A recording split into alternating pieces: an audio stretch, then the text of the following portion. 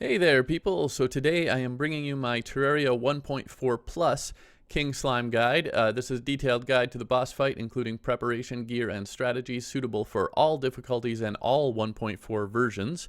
So this will cover classic and normal, expert, and master mode. The difference is just that you need less preparation potentially on lower difficulties, depending how new or not you are to the game. I'll explain where there are differences between difficulties or between 1.4.0, 1.4.1, and 1.4.2 onward, which is the last major content update for the game. So this is part of my final updated series of detailed guides on every boss in the regular game. I will be going into a lot of detail, so check the timestamps in the description if you want to skip ahead.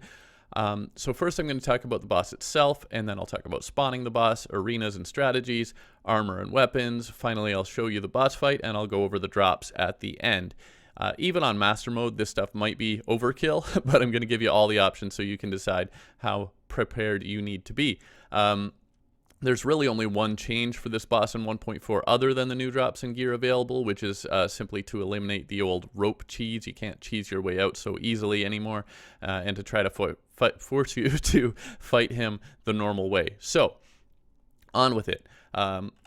About the boss, King Slime is a giant slime who wears a crown, and he shrinks actually as you damage him. So the more you damage him, the smaller he's going to get. He spawns ordinary blue slimes as sort of minions, and in expert or master mode, he also spawns spike slimes, which shoot spikes at you. The only other difference in the higher difficulty levels is that he has higher health and damage, of course. He will teleport to stay close to you and attack you. Even if you're high up off the ground, unlike very old versions, he can teleport, and unlike 1.3, he will teleport if you're up on a rope. So it can be better not to get too far away from him to avoid teleportation surprises. But spawning King Slime. King Slime can spawn at random in the outer 1/3 of the map on either side. He will only spawn in forest biomes. Killing enemies as well as using a water candle and or a battle potion will increase the likelihood of him spawning if you want to try to get him to spawn naturally. During the Slime Rain event, if you have not defeated him yet, he will spawn after you've killed 150 slimes. Of course, Slime Rain, slimes basically literally fall from the sky, so there's going to be a lot of them. If you haven't defeated him, 150 slimes, he will then spawn. After you've defeated him, he actually spawns sooner during later slime rains. He will spawn after only 75 slimes killed. He can, of course, also be summoned manually with a slime crown. So a slime crown is made from gold or platinum crown plus 20 gel. The slime crown itself is crafted at a demon or crimson altar. First, you will need a gold or platinum crown, which is made from 1 ruby and 5 gold or platinum bars at an anvil. Take that crown and 20 gel to the demon or crimson altar and make your slime crown. Spawning him can be a good way to farm or for gel or biome specific items due to the many slimes that he spawns. So if you're low on gel, and even later in the game, if you're low on gel, you can spawn King Slime, fight him, get some more gel, and because of the number of items, if you're going for biome keys and stuff like that, that can be very useful even in hard mode. You can spawn him in the Corruption or the Crimson or the Hallow to try to get the key, the jungle, whatever. So can be useful. Anyway. Arena and strategy. So again, on 1.4, the rope trick no longer works. So your options are basically to either fight him in a simple platform arena, or you can fight him on open ground by just moving quickly. Those are the easiest options. If you're fighting him on open ground, generally you'll want to keep moving in one direction as much as possible and only switch directions when necessary. If you are building an arena, optimize the arena for quick movement with 2 or 3 levels of platforms. You can optionally add stairs in there to ascend and descend quickly as well. If you're fighting him on open ground, it's a good idea to just run back and forth. Find a nice big open space, run back and forth across that space, and make sure you're not getting caught on anything.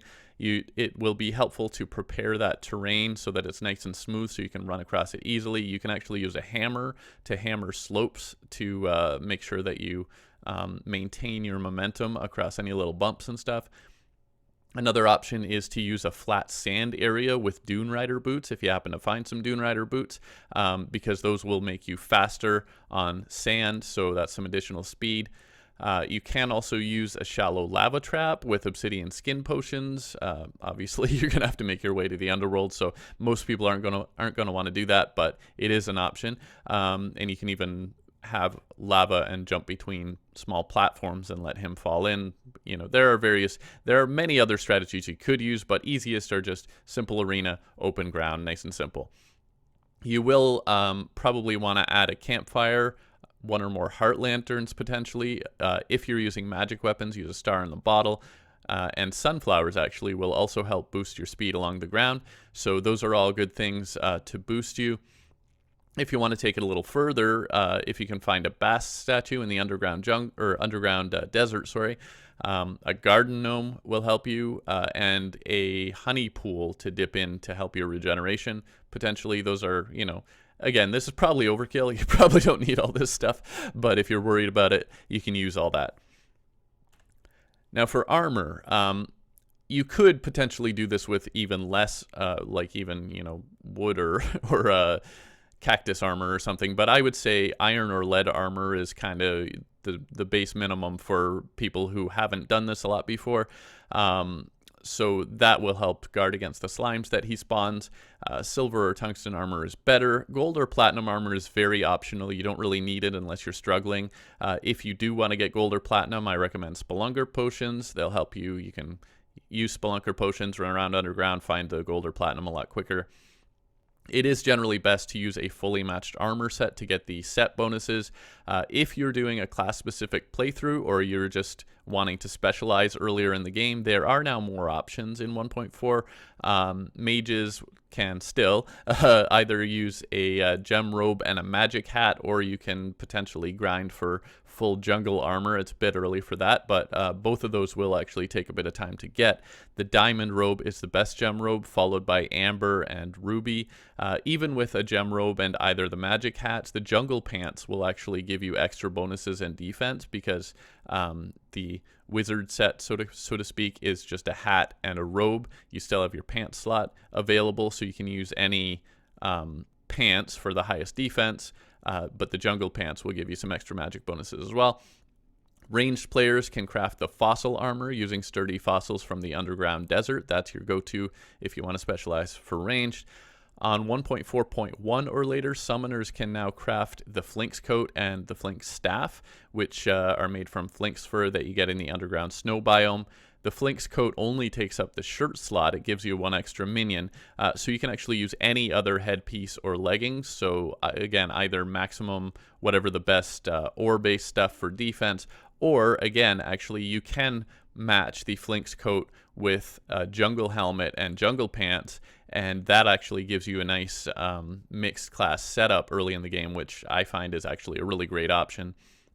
The jungle armor pieces actually have just as much defense as platinum, and plus you get to use magic at the same time, so that's an option. But again, the Flinx coat is 1.4.1 or later, so as of right now, console and mobile will be missing out on that, but it will be coming to you guys later as well. There is no melee-specific armor at this point in the game.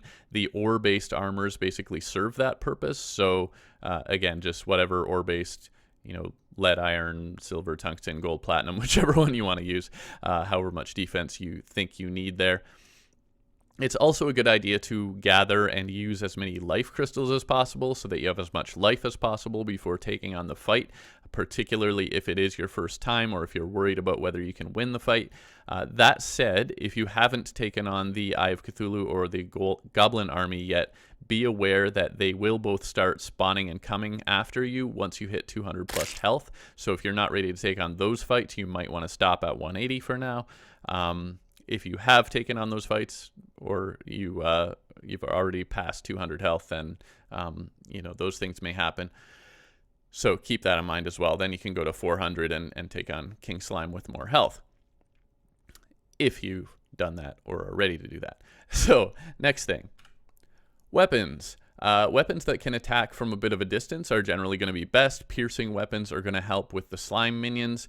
The best recommendation in general is going to be to use the best bow that you can get. So gold or platinum bow. I'm having a lot of trouble talking today. So gold or platinum bow are going to be your general go-to. Demonite or Crimtane if you have enough of those ores or were able to find them, or you defeated the Eye of Cthulhu and got enough that way. Anyway, gold, platinum, demonite, Crimtane, those are the best bows potentially available. Jester's arrows are going to be the best for helping with the slime minions because they'll pierce, they'll go through the minions and hit King Slime, or vice versa. But Frostburn arrows will damage King Slime the most because they're going to inflict the Frostburn on him. You can also craft unholy arrows in Corruption Worlds, and flaming arrows can work reasonably well too. But best Jesters or Frostburn, you can mix and match. Now, magic weapons. A gem staff, particularly the diamond or the ruby or even the amber staff, are the go-to options. Again, diamond is the best of those. The other two are the next. Sapphire or emerald staff can be good enough if you can't find the higher tier stuff. The vile thorn or a crimson rod can also be very effective and helpful.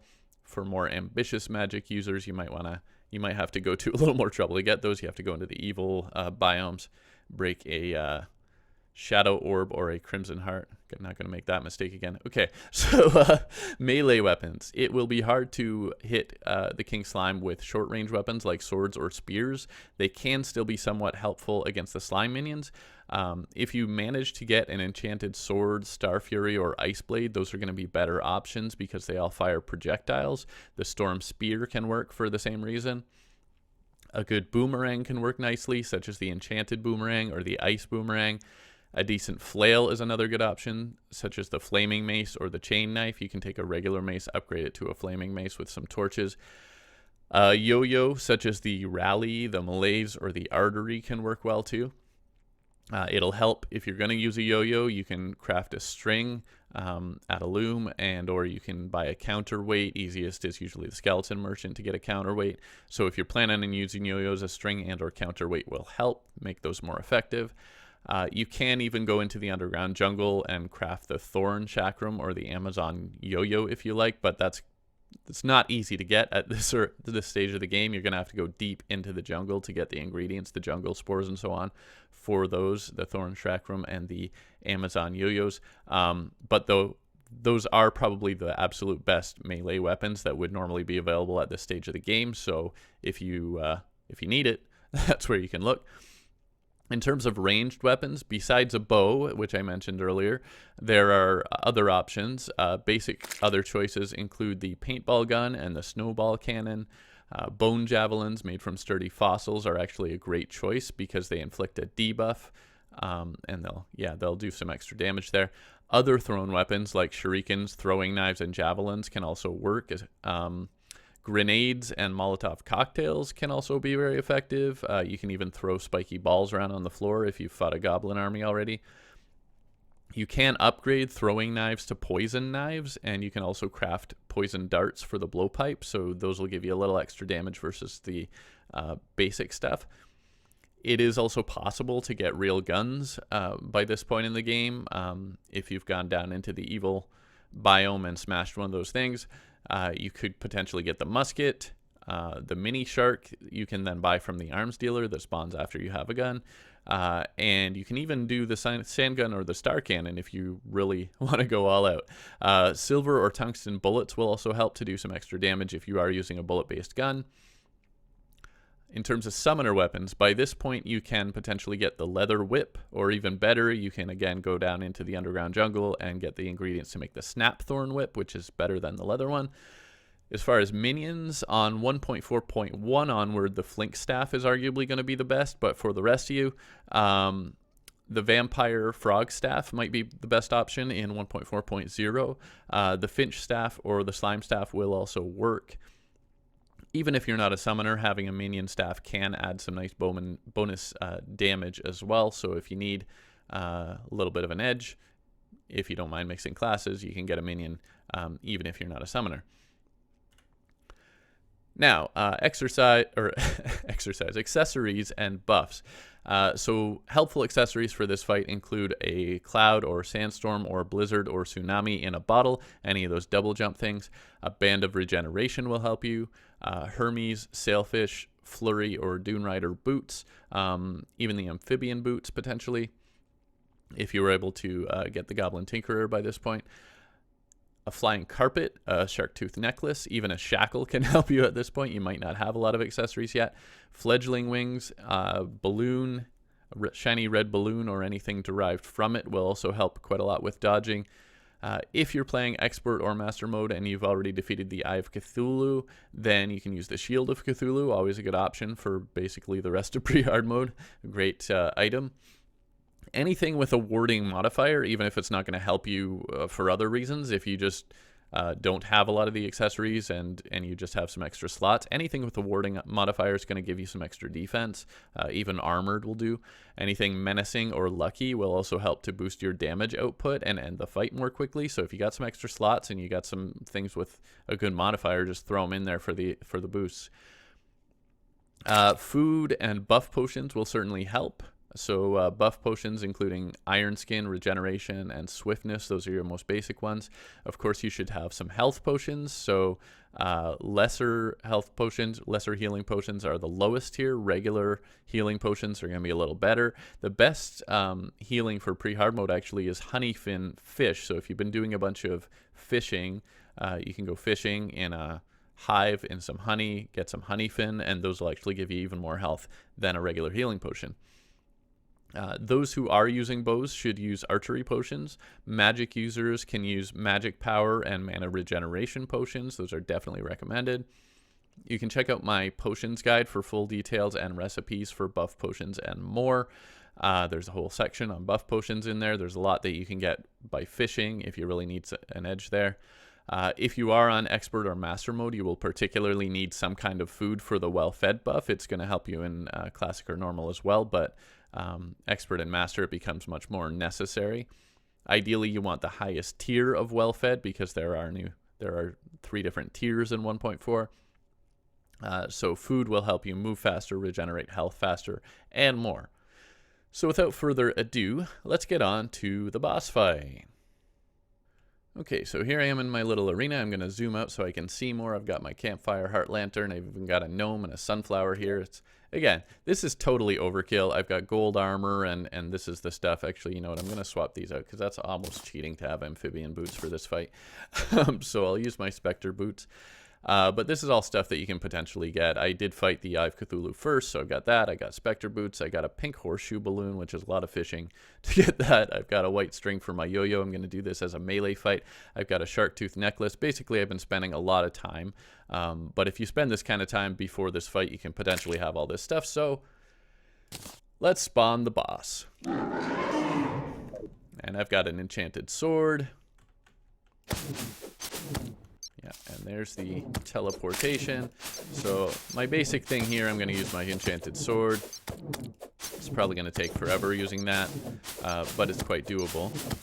You can see because of my shark tooth necklace, I'm doing more damage than I would otherwise. So that's a thing. And if I want to do a little damage a little faster, yo-yo's going to be better for that, because you can basically get a bunch of hits in. And you can see, again, as I recommended, I'm mostly going one direction, and that allows me to avoid the minions a lot more.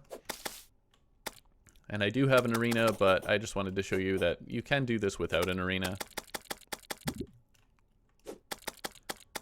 So yeah, I think yo-yo's a better bet there for melee. I did bring a thorn chakram though as well, which is again like extreme overkill for this fight. But you can see, actually surprisingly doesn't do that much more than the enchanted sword. It does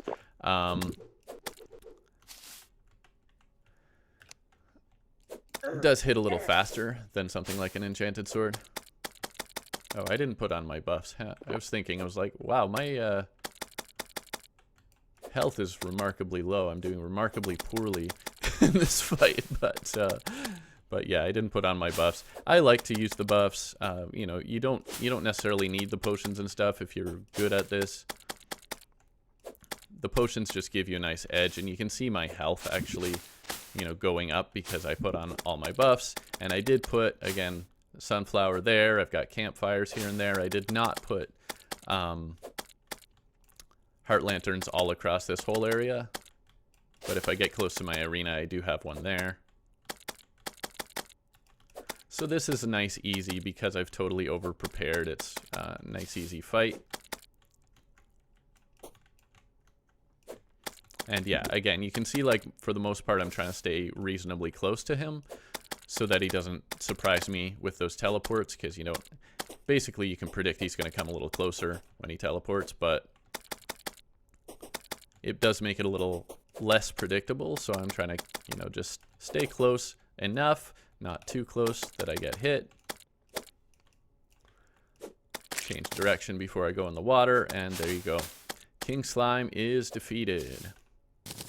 Now I just have to deal with all these, but speaking of overkill, I've got a blade of grass. And that is literally, you know, I haven't done any more than defeat the Eye of Cthulhu and King Slime in this world so far, so you can get all this stuff. Anyway, first I'm going to show you actually, I'm going to talk about the drops, and then we'll look at what I actually got. So drops. King Slime always drops the Solidifier crafting station, and he always drops 5 to 15 lesser healing potions. If you're curious about how to make lesser healing potions into regular healing potions, you need glowing mushrooms from underground. He has a 1 in 4 chance to drop the Slimy Saddle mount, which, yeah, that gives you the Slime mount, which is a great mount for much of pre-hard mode. He will always drop one of the 3 ninja set pieces. He has a 1 in 3 chance to drop the slime hook, and if not, he will drop the slime gun. It's a 2 in 3 chance of that, therefore. He will always drop one or the other. It's a 1 in 10 chance for him to drop the King Slime trophy, and a 1 in 7 chance for him to drop the King Slime mask. On Expert or Master mode, he will always drop his treasure bag, which always contains the Royal Gel accessory. Most of the other items that he drops will then be found in the treasure bag instead of being dropped directly if you are on Expert or Master mode. When the Royal Gel Expert item is equipped, regular slimes become passive, much like critters like bunnies and so on. They're not going to, you know, fight you, and they will not damage you. There are a few exceptions to that. Hoppin' Jack, which is timely because I'm recording this during the Halloween event.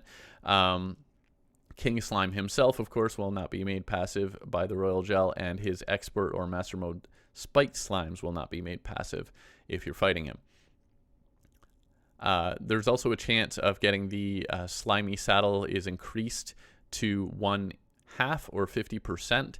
If you're fighting in Expert or Master Mode, so you have a better chance of getting the Slimy Saddle. You will also get 2 pieces of the Ninja Set instead of 1 on Expert or Master, and the chance for the Slime Gun and the Slime Hook becomes an equal 1/2 or 50% chance of either one. You will always get either the Slime Hook or the Slime Gun. It's a 50-50 on Expert or Master instead of 1/3, 2/3. And the treasure bag, Expert or Master Mode, will also contain 1 gold coin, so extra money for fighting them on the extra difficulty. So the other thing, in Master Mode only, you will of course always get the King Slime Relic, and there's also a 1 in 4 chance to get the Royal Delight Pet item, which is spawns a cute little Slime Prince pet if you are on Master Mode. So let's see what I got. I did fight, technically this is a journey mode world, but I did fight on master difficulty. So I've got the King Slime Relic, pumpkin just because it's Halloween. I'm getting that everywhere. That's not from him.